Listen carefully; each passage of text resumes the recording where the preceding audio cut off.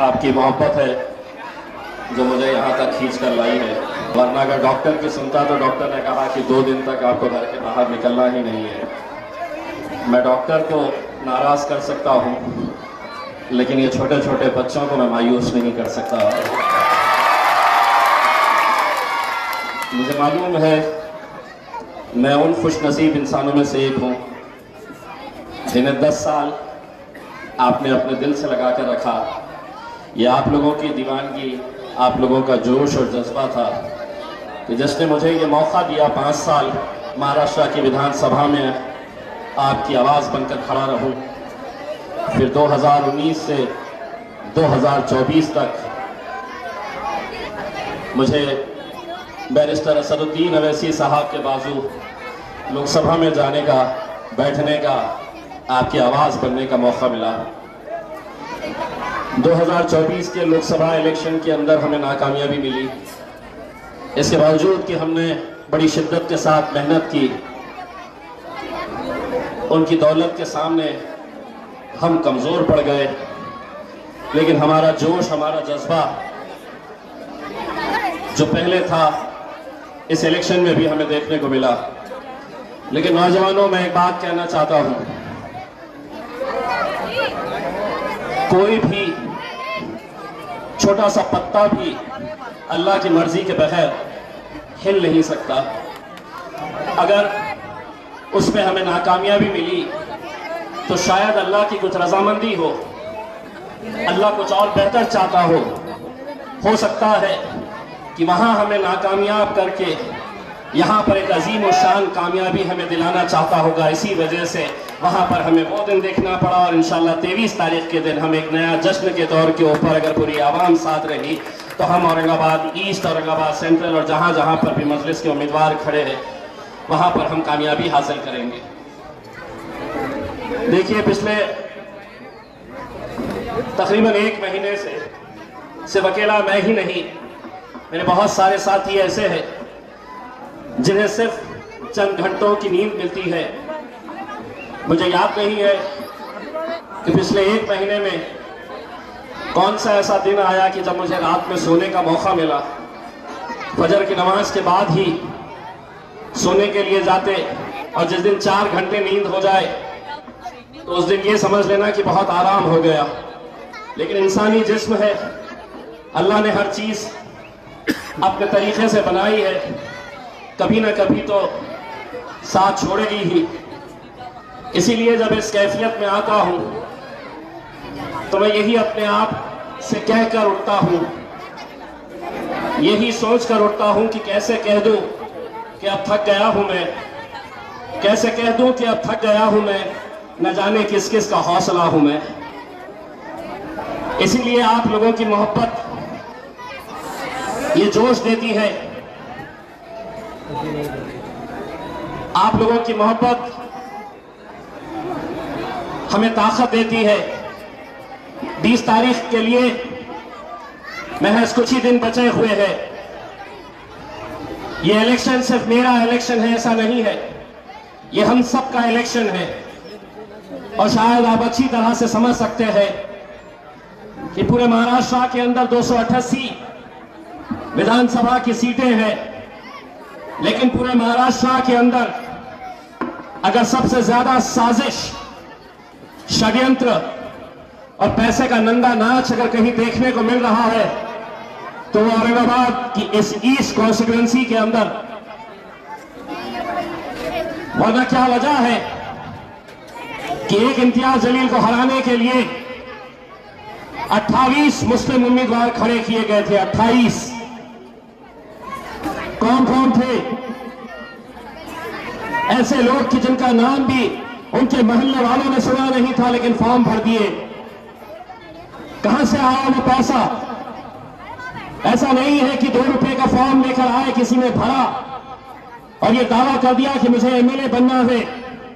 उस फॉर्म के साथ 10,000 रुपये का डिपॉजिट भी देना पड़ता है हुकूमत को। कहां से वो पैसा आया? किसने दिया? क्या मंशा और क्या मकसद है उनका? मंशा, मकसद, साजिश, षड्यंत्र यही है कि ये वोट को कैसे बांटा जाए।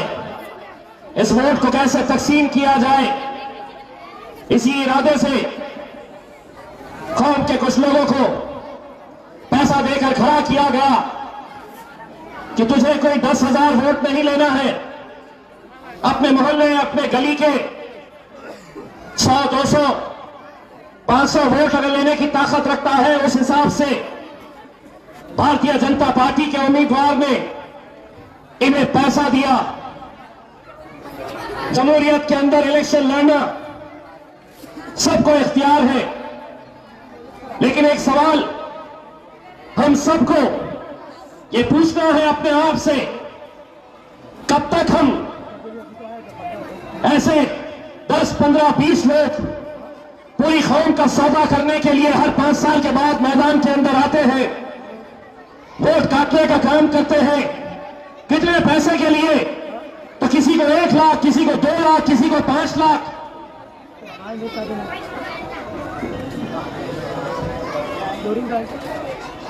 तो मेरा ये कहना है मेरे भाई, ये साजिश को हमें समझना होगा, ये खेल को हमें समझना होगा। अगर हम बढ़ गए, हमारे एक वोट भी किसी दूसरे उम्मीदवार को अगर जा रहा है, तो ये समझ लीजिएगा कि वो वोट आपका डायरेक्ट भारतीय जनता पार्टी को जा रहा है।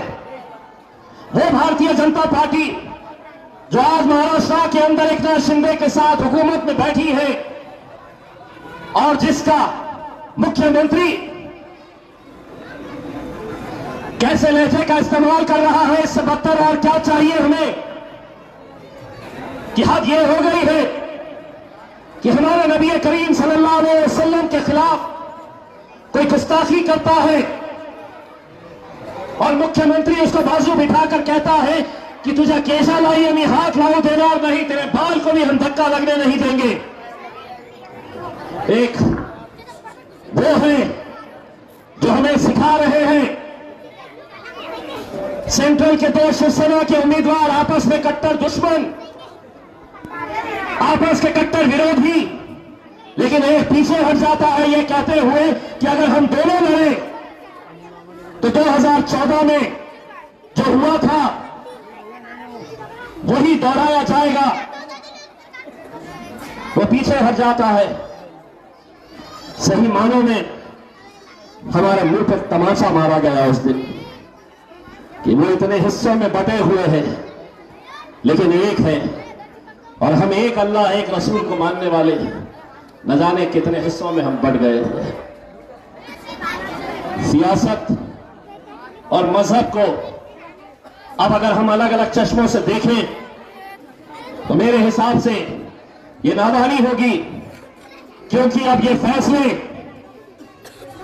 कि हमारे लोग सर पे टोपी पहनेंगे या नहीं पहनेंगे, ये दाढ़ी रखेंगे या नहीं रखेंगे, हमारी मस्जिदों से लाउडस्पीकर के ऊपर अजानें होगी, ये लाउडस्पीकर हटाना होगा, हमारी बच्चियां हिजाब पहनेगी या नहीं पहनेगी, इसका फैसला आने वालों के अंदर होने वाला है, हो रहा है। लेकिन हम फिर भी समझ नहीं पा रहे हैं। यकीनन मैं आप लोगों का दिल की गहराइयों से मैं शुक्रिया अदा करता हूं कि जब जब भी हमने आवाज लगाई, आपने उस पर लब्बैक कहकर एक ताकत बनकर हमारे कांधे से कांधा लगाकर खड़े रहे। लेकिन इस बार यह साजिश बहुत गहरी है। आपके अपने इलाकों को मैं आगाह करना चाहता हूं, यहां के नौजवानों को मैं यह आगाह करना चाहता हूं कि अगले 8 दिन आपको अपने मोहल्ले में, अपनी गली में, अपनी बस्ती में, अपने घर में चौकन्ना रहना है। अभी 3 दिन पहले नारे गांव में 2 लड़के पकड़े गए, रात के अंधेरे में गरीब मुसलमानों के घरों में जा रहे हैं, तुम्हारा इलेक्शन कार्ड दो, तुम्हारा आधार कार्ड दो। एक घर में 4 इलेक्शन कार्ड, 4 वोटर, चारों के इलेक्शन कार्ड लिए जा रहे, आधार कार्ड लिया जा रहा। इलेक्शन से 1 दिन पहले उन सब के पास जाकर उनके उंगली के ऊपर स्याही लगाई जाएगी, जैसा इलेक्शन के दिन लगाई जाती है वोट डालने के लिए, और इसके बदले में आपकी कीमत तय की जाएगी। किसी को 300 रुपये एक वोट के, किसी को 500 रुपये।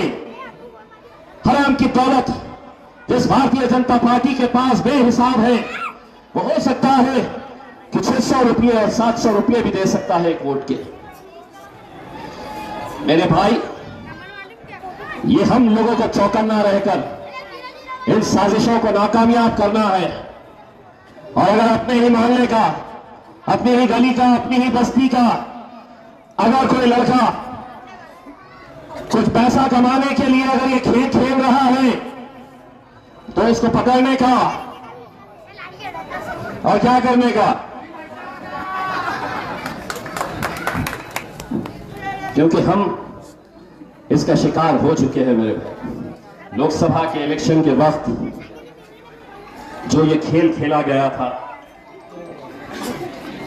अब इस बार हमें इसे रोकना है। आपको मालूम है कि जब खेल खेले जाते हैं, जब साजिशें होती हैं, मजलिस पूरे 29 उम्मीदवार है, बहुत सारे हमारे बुजुर्ग, हमारी माएं और बहनें जब वोटिंग डालने के लिए जाती है तो कहीं ना कहीं एक घबराहट होती है कि इतने सारे ऑफिसर्स बैठे हैं। वहां पर ईवीएम मशीन, 2 मशीनें रहेंगी या 3 मशीनें, आपको जाना है और जाकर ऊपर से पहली मशीन के 1 2 3 4 5 और दबाना है 6 नंबर पे दबाना है। आप अगर ये गलती कर गए कि 6 नंबर के नीचे 7वां नंबर का जो उम्मीदवार खड़ा है उसकी पार्टी का नाम और मजलिस इत्तेहादुल मुस्लिमीन का नाम मिलता जुलता है, हमारा पतन है, तो उसका लिफाफा लेकिन इस तरीके से बनाया गया है कि लोग जाने अनजाने में 6 की जगह 7 के ऊपर, ये सब हुकूमत की साजिश का हिस्सा है। हम लोगों को यह ख्याल करना है कि 6 नंबर के ऊपर अपना बटन दबाना है। अगर आपका एक वोट भी अगर इधर उधर जाता है तो ये समझ लीजिएगा कि वो वोट भारतीय जनता पार्टी को जाएगा। मेरी माएं और बहनों से मैं ये कहना चाहूंगा, रोज का मामूल है, सुबह आप उठती है, मेरी माँ उठती है, मेरी बहन उठती है, फिर बड़े आराम से शौहर उठते हैं, कहते हैं चलो चाय लाओ। अम्मा उस दिन कोई चाय वाव नहीं देना, बोलना जा पहले पतंग उड़ा के आ, तब तेरे को चाय मिलने वाली है। नहीं तो छुट्टी है, पड़े हैं 10 बजे उठने का। नहीं, ये इलेक्शन इम्तियाज जलील का नहीं है। अगर हम जीते तो अकेले मजलिस नहीं जीतने वाली है, ये छोटे छोटे बच्चे, वो माएं और बहनें, वो बुजुर्ग जो इस इलेक्शन से सिर्फ हमारे लिए दुआएं करने का काम करते हैं, ये जीत हम सब की रहने वाली है। बस आप लोगों से अपन गुजारिश करना चाहूंगा कि अगर हमारा वोटिंग परसेंटेज अगर कम होता है 55%, 60%, तो आपको नतीजे का दिन भी इंतजार करने की जरूरत नहीं। आप उसी दिन समझ लेना कि हम इस मैदान में हार चुके हैं। लेकिन अगर हमारा वोटिंग परसेंटेज हर मोहल्ले के अंदर 80%, 85% और 90% अगर होता है तो यकीन मानिए आपको 23 तारीख के दिन का भी इंतजार करना नहीं है। इंशाल्लाह 20 तारीख के दिन ये जश्न की तैयारी कर देंगे।